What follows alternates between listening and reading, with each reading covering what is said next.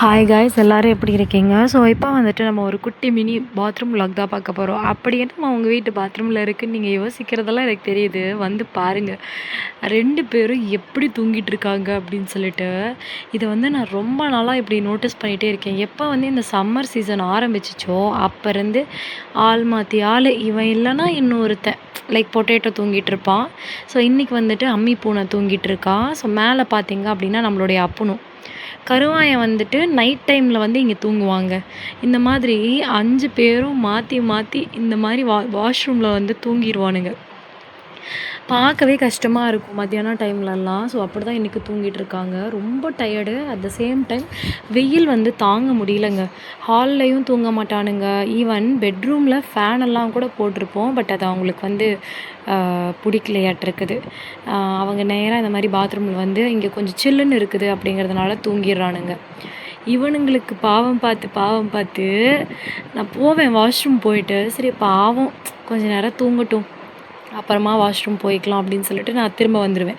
இதே தாங்க கண்டினியூஸாக நடந்துகிட்ருக்குது. இப்போ பாத்ரூம் போகலான்னு தான் வந்தேன்.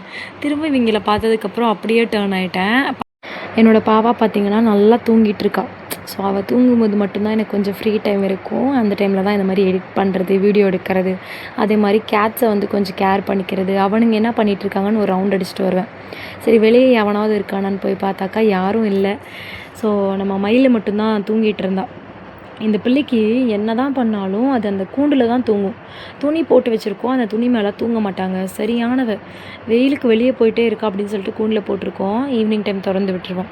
சரி மற்றவங்க என்ன பண்ணுறாங்க அப்படின்னு சொல்லிட்டு பெட்டுக்கடியில் பார்த்தாக்கா எப்படி படுத்துட்ருக்கான் பாருங்கள். கருவாயனை கண்டுபிடிக்கவே முடியாதுங்க. எங்கேயாவது போய் இந்த மாதிரி ஒளிஞ்சிக்கிறது.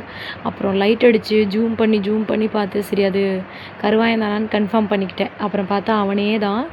வெயிலுக்கு வந்து தாங்க மாட்டேங்கிறாங்க. எங்கே போகிறதுன்னு தெரியாமல் ஒரு 10 மணி வரைக்கும் வெளியெல்லாம் மாடி மேலே விளையாடிட்டு இருப்பானுங்க. 10 மணிக்கு மேலே பார்த்தீங்க அப்படின்னா ஒரு நிமிஷம் கூட அங்கே இருக்க மாட்டானுங்க. குடுன்னு கீழே வந்துடுவானுங்க. வந்துட்டு ஆளாளுக்கு ஒரு இடத்த பிடிச்சிட்டு வெயில் தாங்க முடியாமல் தூங்கிடுறதுங்க. இந்த மாதிரி தான் நடந்துகிட்ருக்குது இப்போ சம்மர் சீசனில். ஸோ முடிஞ்ச அளவுக்கு உங்கள் கேட்ஸையும் சம்மரில் கொஞ்சம் பத்திரமா பார்த்துக்கோங்க.